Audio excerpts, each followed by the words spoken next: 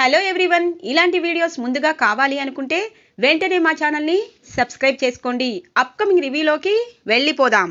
Media వారు దుగ్గిరాల ఇంటికి వస్తారు. అందరూ షాక్ అయిపోతారు. ఇదేంటి మీడియా వాళ్ళు వచ్చారు, ఏమైంది అని చెప్పి అనుకుంటూ ఉండగానే రాజ్ మీడియా వాళ్ళ దగ్గరికి వెళ్తారు. మీరు ఇన్ఫర్మేషన్ లేకుండా ఎందుకు వచ్చినట్టు? మా ఇంట్లో వినాయక చవితి పండుగ జరిగింది అనగానే, రాజ్ సార్, మీరు వినాయక చవితి పండుగ జరిపించుకున్నారు, అలాగే మీ ఆవిడ కావ్య మేడం తన పుట్టింట్లో వినాయక చవితి పండుగ జరిపించుకున్నారు. కానీ మీ ఫ్యామిలీలో మేము వేలు పెట్టి మీ తప్పుల్ని మేము వెతకాలని రాలేదు. మీరు ఇంట్లోనే ఉన్నారు కాబట్టి మీకు ఇలాంటి విషయాలు మేము చెప్పక్కర్లేదు. స్వరాజ్ గ్రూప్ ఆఫ్ ఇండస్ట్రీ పూర్తిగా మునిగిపోయే స్థాయికి వచ్చింది కదా అనగానే, ఏం మాట్లాడుతున్నారు అని అంటారు Subhash. Sir, Swaraj group of ఇండస్ట్రీకి ఎండీనే లేరు. వాళ్లకు రావాల్సిన ఆర్డర్స్ అన్నీ సామంత్ గ్రూప్ ఆఫ్ ఇండస్ట్రీకి వెళ్తున్నాయన్న సంగతి మీకు తెలీదా సార్? ఇలాగే కంటిన్యూ అయితే Swaraj group of industry road మీద పడుతుంది. అక్కడ చేసే వర్కర్లు, ఉద్యోగస్తులు రోడ్డు మీదకి వచ్చేస్తారు. ఇలా 100 సంవత్సరాలు వేడుక చేసుకున్న కంపెనీ ఇంత త్వరగా రోడ్డు మీదకి వస్తుందని మేమైతే అనుకోలేదు. హెచ్చరించడానికి వచ్చాము అని చెప్పి ఇక మీడియా వారు అంటూ ఉంటే దుగ్గిరాల ఫ్యామిలీ అంతా షాక్ అయిపోతుంది.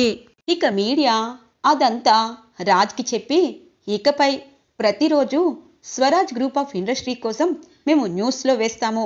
మళ్ళీ మీరు న్యూస్ తప్పు చేశారు, తప్పుగా మాట్లాడారు అని చెప్పి అనుకుంటే ఎలా? మీకు పోటీనివ్వని సామంత్ గ్రూప్ ఆఫ్ ఇండస్ట్రీ ఇప్పుడు నెంబర్ 1లోకి 2 monthsలోగా వెళ్ళబోతుంది. అప్పుడు మీరు ఏం చేయగలరు అని చెప్పి ఇక మీడియా వారు దుగ్గిరాల ఫ్యామిలీకి ఒక వార్నింగ్ ఇచ్చినట్టే వెళ్ళిపోతారు. ఇక ఒక్కసారిగా రాజ్ షాక్ అయిపోతారు. మమ్మీ, మన ఇంట్లో కుట్ర చేస్తున్నది ఆ సామంత్ గ్రూప్ ఆఫ్ ఇండస్ట్రీ అనుకుంటా అనగానే, అమ్మయ్య, మన వైపు నుండి అటువైపు వెళ్ళిపోయింది. ఎందుకంటే మాయా అనే అమ్మాయిని కూడా డాడీపై ఉసికొలిపి మన ఇంటిని, మన సంస్థని నాశనం చేయాలనుకున్నారు. ఇప్పుడు కూడా నీ మీద టార్గెట్ చేసి కళావతి ఇంటి నుండి బయటికి వెళ్ళడానికి కారణమయ్యారు. అలాగే రాహుల్పై కూడా కుట్ర సృష్టించి ఇక రాహుల్ తప్పుడు వాడు అని చెప్పి కళావతి అనుకునేటట్టు చేశారు.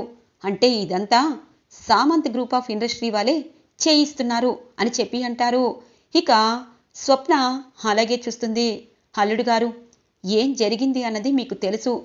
నా కూతుర్ని ఈ ఇంటికి తీసుకువస్తారని అనుకుంటున్నాను అని చెప్పి అందరికీ నమస్కారం చేసి కనకం తన ఇంటికి వెళ్ళిపోతుంది. ఇది ఇలా ఉండగా సందీప్ దగ్గరికి అనామిక పిఏ వస్తారు.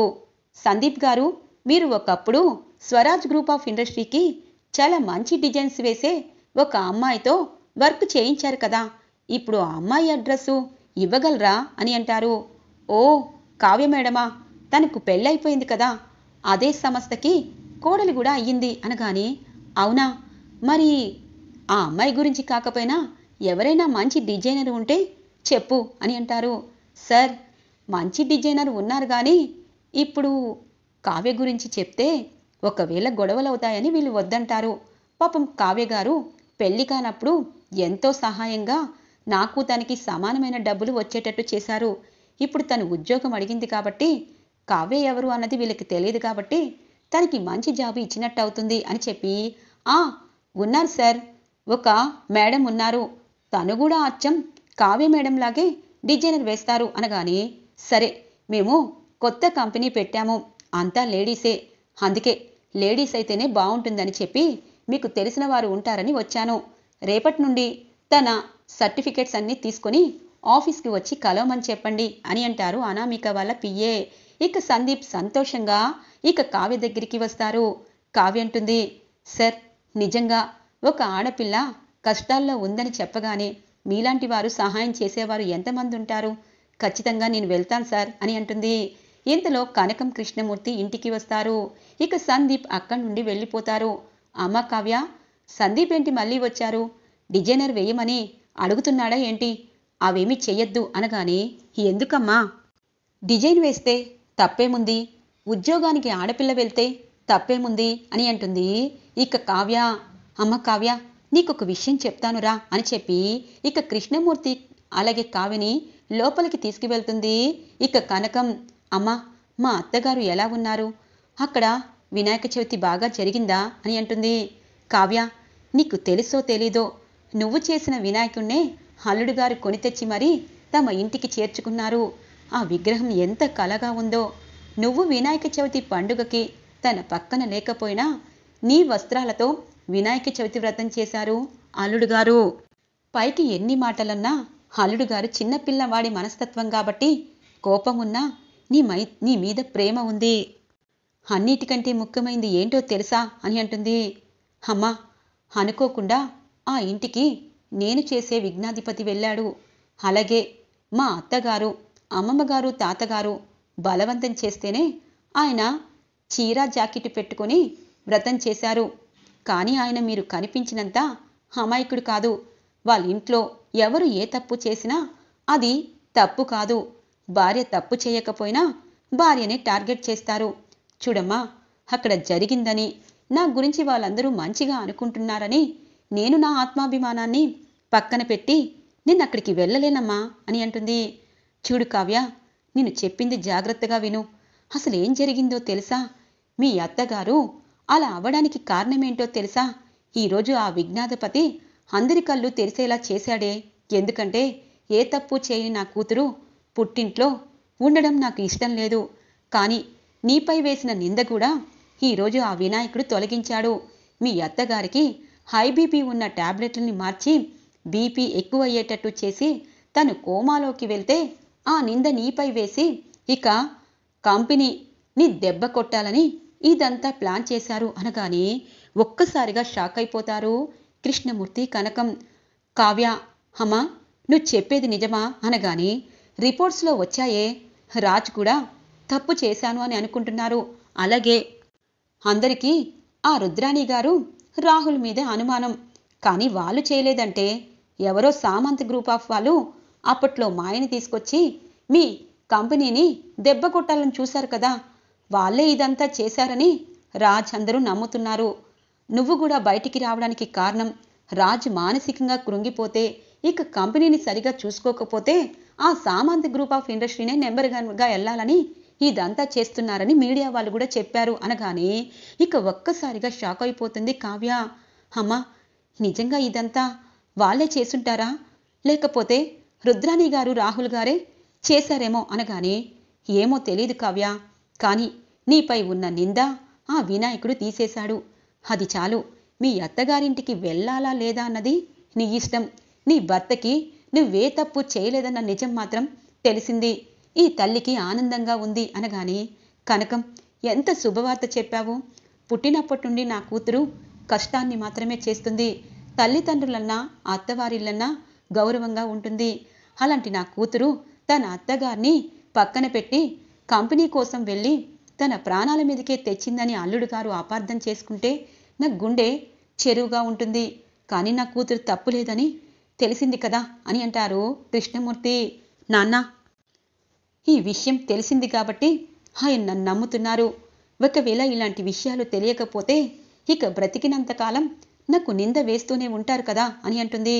చూడమ్మా, భార్యాభర్తల మధ్య అపార్థాలు ఉంటాయి, కానీ అవి ఎప్పటిదాకా కొనసాగించకూడదు. అల్లుడు గారు ఖచ్చితంగా నీ కోసం వస్తారు. అలాగే మీ అత్తగారు కూడా చాలా సంతోషంగా ఉన్నారు.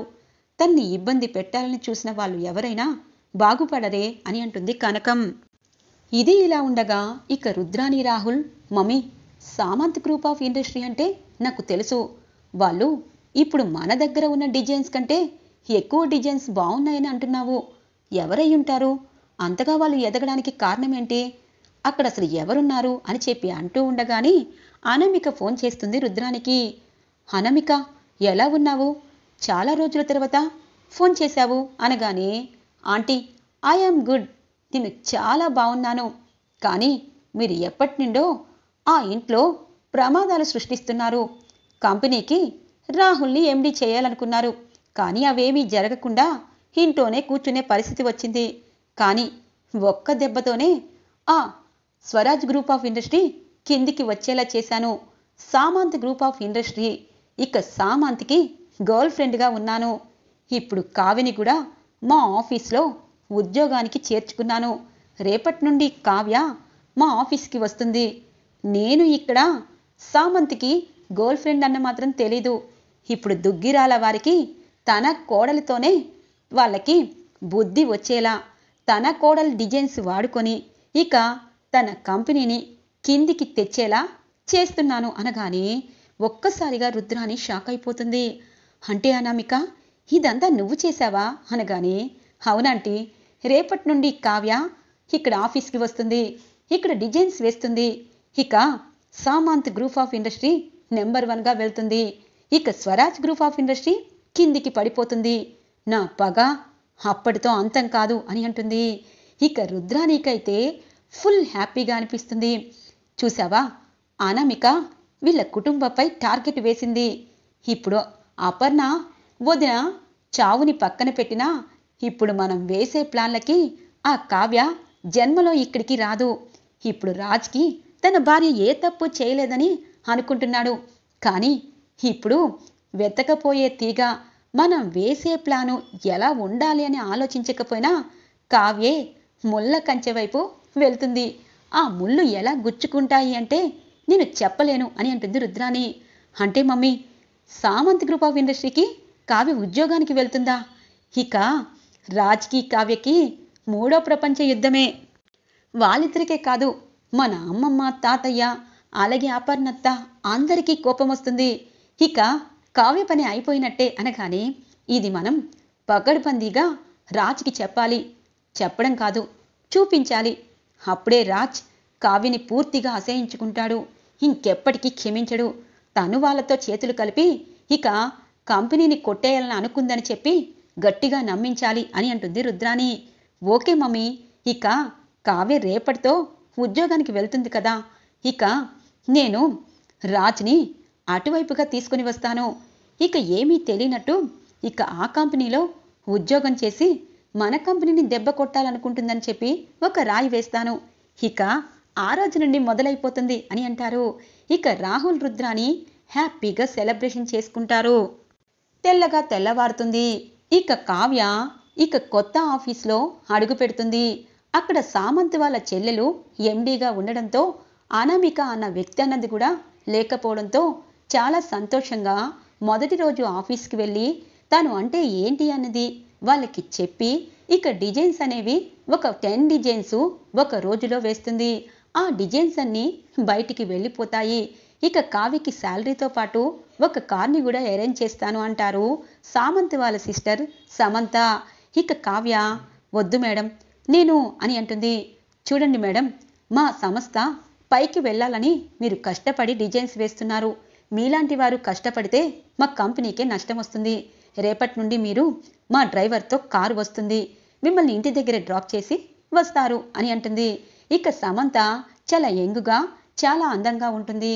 ఇక కావ్య అనుకుంటుంది, మీకు మ్యారేజ్ అయిందా అని అడుగుతుంది. మ్యారేజ్ అయ్యింది కాబట్టి మా వాళ్ళు ఒప్పుకోలేదు కాబట్టి కులాంతర వివాహాలు అంటే కొంచెం అని అంటుంది. వద్దు వద్దు, ఇప్పుడు మీరు కాళ్ళపై ఎదగాలి. ఇలా అందరూ ఆడవాళ్ళకి జాబ్ ఇచ్చే మీరు ఖచ్చితంగా ఎదుగుతారు. నా సపోర్ట్ మీకు ఉంటుంది అని చెప్పి ఉద్యోగ టైమింగ్స్ అయిపోవడంతో ఇక కావ్య బయటికి వస్తుంది. ఇక కార్ని డ్రైవర్ ఓపెన్ చేస్తారు. ఇక కావ్య ఎక్కేలోపు రాజ్ అలాగే రాహుల్ కరెక్ట్గా అక్కడికి చేరుకుంటారు. రాజ్ అటు చూడు, Kavya Samanth group of industry నుండి బయటికి వస్తుంది. అంటే తను కొంపతీసి ఇక్కడ ఉద్యోగంలో చేరిందా ఏంటి అనగానే, ఏ రాహుల్, కళావతి అలా చేయదు. ద్రోహం చేసేదైతే అత్తవాళ్ళ ఇంట్లో ఎందుకు పుట్టింట్లో ఎందుకు ఉంటుంది? కావ్యని ఎవరో ట్రాప్ చేశారు. కావ్య అందు గురించే ఇక్కడికి వచ్చుంటుంది అనగానే ఇక రాజ్, మనం ఎప్పుడూ నమ్మకం అనేది బేసిక్గా నమ్మకూడదు.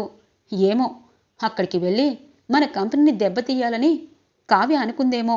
అందుకే నువ్వు వెళ్ళి పిలిచినా ఎవరు పిలిచినా రాలేదు. ఇప్పుడు అక్కడ ఉద్యోగంలో చేరిందో లేదో ఒకసారి కనుక్కుందాం అని చెప్పి అక్కడున్న వాచ్మెన్ దగ్గరికి వెళ్తారు రాహుల్. ఇక కావ్య ఫోటో చూపిస్తారు. ఈ మేడం ఈ రోజు నుండి ఈ కంపెనీకి డిజైనర్గా జాయిన్ అయ్యారు అని చెప్పడంతో రాజ్ ఒక్కసారిగా ఉలిక్కి పడతారు.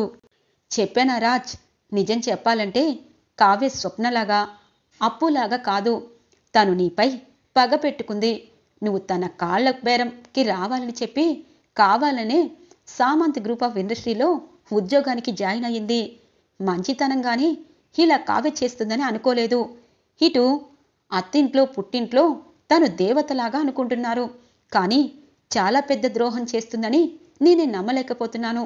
రాజ్, నేనేదైనా తప్పుగా మాట్లాడితే నన్ను క్షమించు అని అంటారు. రాజ్కేమీ అర్థం కాదు. కళావతి కావాలనే చేరిందా, లేకపోతే పుట్టింటికి వెళ్ళిందని తన జాబ్ కోసం చేరిందా? రాహుల్, ఎవరిని అపార్థం చేసుకోకూడదు. కళావతిని కూడా అలాగే తప్పుగా అర్థం చేసుకున్నాను. ఇక కళావతి పుట్టింటికి వెళ్ళేటట్టు చేశాను. నేను కళావతిని వెళ్ళి కలుస్తాను. నువ్వేమీ టెన్షన్ పడద్దు. ఇంట్లో ఎవరికీ ఈ విషయం చెప్పద్దు అని అంటారు రాజ్. ఏమో రాజ్, కట్టుకున్న భార్య కాబట్టి తన్ని ఇంటికి తీసుకువచ్చి ఉద్యోగానికి వెళ్ళనివ్వకుండా చెయ్యొచ్చు అని అంటారు రాహుల్. సరే రాహుల్, నువ్వు క్యాబ్లో వెళ్ళిపో, నేను కావ్య దగ్గరికి వెళ్తాను అని చెప్పి రాజ్ కావ్య దగ్గరికి వస్తారు. అప్పుడే ఆఫీస్ నుండి వచ్చి ఇక వినాయకుడిని చూసి, విఘ్నేశ్వర, నిజంగానే నాపై నింద తొలగింది. కానీ నా భర్త తన మనసులో నన్ను ఎలా అనుకున్నారో తెలీదు. కానీ ఆడపిల్లకి ఉద్యోగం కావాలి, చాలా హ్యాపీగా ఉంది. ఆయనకి ఫోన్ చేసి నేను ఉద్యోగానికి వెళ్తున్నానని చెప్పాలి అని అనుకునేలోపు రాజ్ వస్తారు. అల్లుడు గారు రండి అనగానే ఇక కనకం కృష్ణమూర్తిని చూసి ఇక రాజ్ లోపలికి వస్తారు. కనకం, మనం బయటికి వెళ్దాము అని అంటారు కృష్ణమూర్తి. ఇక కావ్య రాజ్ వైపు చూస్తుంది. ఇక రాజ్ కావ్య వైపు చూస్తారు. ఏమైంది కళావతి, ఎందుకు వింతగా చూస్తున్నావు? పదే పదే నీ ఇంటి గుమ్మం తొక్కను అన్నా సిగ్గు లేకుండా తొక్కుతున్నానని నన్ను ఎక్కిరిస్తున్నావా అని అంటారు. అలా అని మీరు అనుకుంటే నేనేమీ చేయలేను, మీకు ఒక విషయం చెప్పాలి అనగానే, నువ్వు సామంత్ గ్రూప్ ఆఫ్ ఇండస్ట్రీలో ఉద్యోగానికి చేరావా అని అంటారు. అంటే మీకెలా తెలుసు అని అంటుంది. చేరావా లేదా అని అంటారు. చేరాను. మీడియాలో స్వరాజ్ గ్రూప్ ఆఫ్ ఇండస్ట్రీని దెబ్బ తీయాలని ఆ సామంత్ గ్రూప్ ఆఫ్ ఇండస్ట్రీ మనపై కుట్ర చేస్తుందని అలా చెప్తున్నా కావాలనే అక్కడ ఉద్యోగానికి చేరావు. ఏంటి, నాపై పగ తీర్చుకుంటున్నావా? నేను నీ కాళ్ళ బేరానికి రావాలని ఇదంతా చేస్తున్నావా అని అంటారు. ఏవండి, ఎందుకు తలాతోకా లేకుండా ఆలోచిస్తున్నారు? మీపై, కంపెనీపై, నా అత్తింటిపై పగ పెట్టుకొని పగ తీర్చాలని నేననుకోవడమేంటి అని అంటుంది. చూడు కళావతి, ఆత్మాభిమానం అంటూనే నన్ను మీ ఇంటికి తీసుకువచ్చావు. నీది తప్పు లేదని తెలిసి నిన్ను నేను తీసుకువెళ్ళాలనుకున్నాను. కానీ నువ్వు మాపై ఇంత పగ పెట్టుకుంటావని, మా కంపెనీని దిగజారుస్తావని అనుకోలేదు. ఒకటి మాత్రం నిజం, పుట్టింట్లో నువ్వు, అత్తింట్లో నువ్వు దేవతవే. కానీ నా విషయంలో మాత్రం నువ్వు పాపాత్మురాలివి. నీకు పుట్టింట్లో అత్తింట్లో గౌరవం ఉన్నా నువ్వు నా కంపెనీని దెబ్బతీయాలని ఇలా వాళ్ళతో చేతులు కలిపి నీ డిజైన్స్ వాళ్ళకిచ్చి వాళ్ళు నెంబర్ 1గా చేయాలనుకుంటున్నావు అనగానే కావ్య రాజ్ మాటలకి షాక్ అవుతుంది. ఏమండి, మీరు చెప్తున్నది నాకేమీ అర్థం కావటం లేదు. కానీ ఒకటి మాత్రం నిజం, నేను మీ ఇంటికి వస్తాను అనుకోవడం అపోహ. అక్కడ ఉన్న వాళ్ళందరూ నన్ను ఎన్ని మాటలన్నా మీరు అన్న మాటలు నాకు పదే పదే గుర్తుకొస్తున్నాయి. కానీ సామంత్ గ్రూప్ ఆఫ్ ఇండస్ట్రీ ఏంటి, నేను అక్కడెందుకు చేరుతాను అని అంటుంది. ఇవన్నీ నీకు చెప్పాల్సిన అవసరం లేదు. కానీ ఒకటి మాత్రం నిజం, నువ్వు ఎన్ని డిజైన్స్ వేసి వాళ్ళకి పైకి లేపాలనుకున్నా నేను మాత్రం నా కంపెనీని, నా ఫ్యామిలీని కాపాడుకుంటాను. గుడ్ బై అని చెప్పి రాజ్ కావ్యకి వార్నింగ్ ఇచ్చి వెళ్తూ ఉంటారు. ఇక కృష్ణమూర్తి కనకానికి ఏమీ అర్థం కాదు. ఇక కావ్య అలాగే ఉండిపోతుంది. కనకం కృష్ణమూర్తి పరుగు పరుగున కావ్య దగ్గరికి వస్తారు. అమ్మ కావ్య, మీ అత్తగారి విషయంలో నువ్వే తప్పు చేయలేదని అల్లుడు గారు సాక్ష్యాలతో సహా తెలుసుకున్నారు. మరేంటి అల్లుడు గారికి నీకు ఇంత పెద్ద గొడవైంది? ఏం జరిగిందమ్మా కావ్య అని అంటుంది కనకం. అమ్మా, మీ అల్లుడు గారు ఎప్పుడు ఎలా ఉంటారో ఎవరికీ తెలీదు. నా మీద ఇంకో నింద వేయడానికి ఇక్కడి దాకా వచ్చారు. రుద్రాణి గారు, రాహుల్ గారు స్వరాజ్ గ్రూప్ ఆఫ్ ఇండస్ట్రీని నాశనం చెయ్యాలని అనుకుంటున్నారని ఎంతగా చెప్పినా నా మాట నమ్మలేదు. ఇప్పుడు వాళ్ళు ఏదో చేశారు, మీడియాలో కథలు కథలుగా వస్తుంది. నేను కొత్త కంపెనీకి ఉద్యోగానికి వెళ్ళాను. అది సామంత్ గ్రూప్ ఆఫ్ ఇండస్ట్రీ అని నాకు చెప్తున్నారు ఆయన. నేను సామంత్ గ్రూప్ ఆఫ్ ఇండస్ట్రీకి నేను ఉద్యోగానికి వెళ్ళలేదు. సమంత న్యూ లుక్ అనే ఉద్యోగానికి వెళ్ళానమ్మా. నా పనిని చూసి ఆ మేడం నన్ను ఎంతగానో మెచ్చుకున్నారు. కానీ ఆయన ఎప్పుడూ నిజాలు తెలుసుకోకుండా ఇలా మాట్లాడతారు. నువ్వేమీ కంగారు పడద్దు. రేపు ఖచ్చితంగా ఆయన కళ్ళు తెరిచేలా చేస్తాను అని అంటుంది కావ్య. ఏమో కావ్య, భయంగా అనిపిస్తుంది. మీడియాలో మీ అత్తగారి కంపెనీ కోసం కథలు కథలుగా వస్తున్నాయి. అల్లుడు గారికేమో ఏం చెయ్యాలో అర్థం కాలేదు. నువ్వేమో శత్రువుల కంపెనీలో ఉద్యోగం కావాలనే చేస్తున్నావని అల్లుడు గారు అపార్థం చేసుకుంటున్నారు. ఈ గొడవ ఎక్కడి దాకా వెళ్తుందో తెలీదు. నువ్వు ఉద్యోగం మానే అమ్మా అనగానే, అమ్మా, నిజ నిజాలు తెలుసుకోకుండా నేను ఉద్యోగంలో మానేస్తే నేను కావాలనే వెళ్ళి స్వరాజ్ గ్రూప్ ఆఫ్ ఇండస్ట్రీని నేలకి దించాలని అనుకుంటారు. అందుకే అసలు నిజమేంటి అన్నది రేపు తెలుస్తుంది. కంగారు పడద్దు. ఒక కంపెనీకి ఎండీ లేకపోతే ఎన్ని కథలాలైనా రాస్తారని ఆయనకి తెలియాలి అని అంటుంది కావ్య. తెల్లగా తెల్లవారుతుంది. ఇక కావ్య సమంత న్యూలుక్ అనే కంపెనీకి వస్తుంది. ఇక కావ్య లోపలికి వెళ్ళి, మేడం, మీరు నాకు ఉద్యోగం ఇచ్చారు, అలాగే శాలరీ కూడా పెంచుతాము అన్నారు. నా డిజైన్స్ ఎంతగానో మెచ్చుకున్నారు. నాకు సంతోషంగా ఉంది. కానీ మీది సమంత న్యూలుక్ అనే కంపెనీయేనా అని అంటుంది. హలో కావ్య, ఆ డౌట్ ఎందుకు వచ్చింది? ఇప్పుడు మీరు దీనిలోనే జాయిన్ అయ్యారు కదా అనగానే, కరెక్టే కదా మేడం అని అంటుంది కావ్య. అంటే ఆ డౌట్ మీకేమొచ్చింది అని అంటారు ఇక సమంత. ఈ కంపెనీ సామంత్ గ్రూప్ ఆఫ్ ఇండస్ట్రీకి లింక్ అయి ఉంది అని చెప్పి అన్నారు కొంతమంది అనగానే, ఇంతలో అనామిక తన బాయ్ ఫ్రెండ్ సామంత్ వస్తారు. చప్పట్లు కొడుతూ ఉంటుంది అనామిక. అనామికని చూడగానే ఒక్కసారిగా షాక్ అయిపోతుంది కావ్య. నువ్వేంటి ఎక్కడ ఉన్నావు అని అంటుంది. అయ్యో కావ్య, ఇప్పుడు ఇది మా ఆఫీస్. ఇదిగో ఇక్కడున్న సామంత్ నా boy friend. Samanth group of ఇండస్ట్రీకి తను ఎండి. తన సిస్టరే సమంత. నువ్వు సమంత న్యూలుక్ అనే కంపెనీలో జాయిన్ అయ్యావు. ఇక్కడ డిజైన్స్ మా కంపెనీకి వస్తున్నాయి అనగానే ఒక్కసారిగా షాక్ అయిపోతుంది. సమంత మేడం, మీరు అబద్ధం ఎందుకు చెప్పారు అనగానే, నేనేం అబద్ధం చెప్పలేదు కావ్య. మీరు నా దగ్గరే ఉద్యోగానికి చేరారు. మా బ్రదర్కి నేను ఇక్కడున్న డిజైన్స్ ఇస్తున్నాను. ఒక కంపెనీ అన్నాక అన్నా చెల్లెళ్ళు పెట్టచ్చు కదా, ఇటు అటు సప్లై ఉంటాయి. మేమేమీ నీకు అన్యాయం చేయలేదు. అసలు అన్యాయం చేశామని ఎందుకు అనుకుంటున్నావు? నువ్వు నా దగ్గరికే ఉద్యోగానికి వచ్చావు. మా అన్నయ్య వాళ్ళకి నీ డిజైన్స్ వెళ్తాయి అని అంటుంది. మేడం, ఈ విషయం నాకు ఉద్యోగంలోకి చేరకముందే చెప్పాలి. మీ కంపెనీ పైకి వెళ్ళాలని ఒక ఆడపిల్ల కొత్తగా పెట్టిన కంపెనీకి నా డిజైన్స్ ఇస్తే ఇంకా ఎదుగుతుంది అనుకున్నాను. ఇక్కడ కాకుండా మీరు వేరే వాళ్ళకి, మీ అన్నయ్యకి ఇస్తే నేను ఇక్కడ చెయ్యను అని అంటుంది. ఇక పక్క నవ్వుతుంది అనామిక. హలో కావ్య మేడం, మీకు నచ్చినప్పుడు ఆఫీస్కి రావడం, నచ్చకపోతే వెళ్ళిపోవడం అనేది జరగదు. ఇది స్వరాజ్ గ్రూప్ ఆఫ్ ఇండస్ట్రీ అనుకున్నారా? ఎండీ కూడా లేకుండా ఖాళీ సీట్లో ఎవరు వర్క్ చెప్తున్నారో ఎంత కిందకి జిగదారినా పైకి మాత్రం గంభీరంగా ఉంటారు. కానీ మీరు నిన్న ఈ ఉద్యోగంలో నేను చేస్తానని చెప్పి మాట ఇచ్చారు. అలాగే మేము అన్ని సంతకాలు కూడా చేయించుకున్నాం. ఇప్పుడు మీరు మాకు ద్రోహం చేస్తారు అన్నది కాదు. అక్కడ స్వరాజ్ గ్రూప్ ఆఫ్ ఇండస్ట్రీని మీరు కిందికి తీసుకువెళ్తారు అన్నది కూడా కాదు. మా కంపెనీకి మీరు ఉద్యోగస్తురాలు, ఖచ్చితంగా ఇక్కడ వర్క్ చేయాల్సిందే అని అంటుంది. అనామిక, కావాలని నువ్వు ఏదో ప్లాన్ వేశావు కదా అని అంటుంది.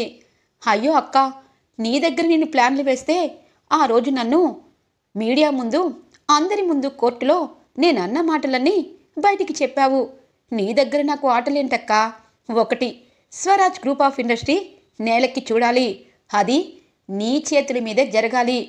నువ్వు రాజ్ బావా కలిసి ఉండకూడదు. నా జీవితాన్ని నాశనం చేసిన నువ్వు అలాగే రాజ్ కలిసి ఉంటే నేనెందుకు ఇలా మౌనంగా ఉంటాను? నీ కళ్ళతోనే నిన్ను నీ కళ్ళతో పొడిపిస్తాను. నీ చేత్తోనే నీ కళ్ళను పొడిపించింది కాకుండా నీ వల్లే స్వరాజ్ గ్రూప్ ఆఫ్ ఇండస్ట్రీ ఎందుకు కాకుండా పోయిందని దుగ్గిరాల ఫ్యామిలీ అంతా అడుకోవాలి. అలాగే నువ్వు కూడా ఆ ఇంటి నుండి బయటికి వచ్చావు కాబట్టి ఎప్పటికీ ఆ ఇంటికి వెళ్ళకూడదు. సమంత, కావ్య దగ్గర నువ్వు అన్ని సంతకాలు చేశావు కదా, తను పగడ్బందీగా కనీసం 1 ఇయర్ అయినా ఈ కంపెనీకి తను డిజైన్స్ వెయ్యాలి అని చెప్పి అంటూ ఉంటుంది. కావ్యకి ఏమీ అర్థం కాదు. చూడనమిక, నువ్వన్నది అన్నట్టు జరిగిపోతుందని కలకనద్దు. నేను డిజైన్స్ వేస్తానన్నది సమంత గ్రూప్ ఆఫ్ ఇండస్ట్రీకి, మీకు కాదు. తను అక్కడికి ఇస్తాను అంటే నేను ఒప్పుకునేదే కాదు. నువ్వు కావాలంటే కోర్టులో కేసు వేసుకో, నేను వర్క్ చేయను అని అంటుంది కావ్య. చూడండి కావ్య మేడం, అనామిక గురించి పక్కన పెట్టండి. నేను మిమ్మల్ని ఆఫీస్లో జాయిన్ చేసుకున్నాను. మీరు డిజైన్స్ వేయను అంటే ఈ కంపెనీ చాలా నష్టాలు వస్తుంది. అలాగే నేను మా అన్నయ్య వాళ్ళకి డిజైన్స్ ఇవ్వను అని చెప్తే మీరు ఇక్కడ వర్క్ చేస్తారా అని అంటుంది. ఖచ్చితంగా అని చెప్పి అంటుంది కావ్య. అనామిక బ్రదర్, మీరు వెళ్ళండి. కావ్య దగ్గర చాలా టాలెంట్ ఉంది. ఆ టాలెంట్ అనేది నాకు కావాలి. తను వ్యక్తిగతంగా చాలా మంచివారు. తన డిజైన్స్ నా కంపెనీ మాత్రమే వాడుకోవాలి అంటున్నారు. మీ కంపెనీకి ఇవ్వాలని కోరుకోవటం లేదు. అలాంటప్పుడు తన్ని బలవంతం పెట్టి కోర్టు కేసులని ఒక ఆడపిల్లని మనం తిప్పలేము, మనం కూడా తిరగలేము. మీరు వెళ్ళొచ్చు అని అంటుంది. సరే అని చెప్పి వాళ్ళిద్దరూ వెళ్ళిపోతారు. చూడండి మేడం, నిజంగా మీరు నిజాయితీగా నన్ను పనిలో తీసుకున్నారు అనుకున్నాను. కానీ ఇలా మీరు చేయడం తప్పు అని అంటుంది. సారీ కావ్య, ఎందుకంటే మా అన్నయ్య నాది ఒకటే కాబట్టి తనకిస్తే నీకు ప్రాబ్లం ఉండదనుకున్నాను. కానీ నువ్వు ఇష్టం లేదు అన్నప్పుడు నేనెందుకు ఇస్తాను? నువ్వు నీ వర్క్ చేసుకోవచ్చు.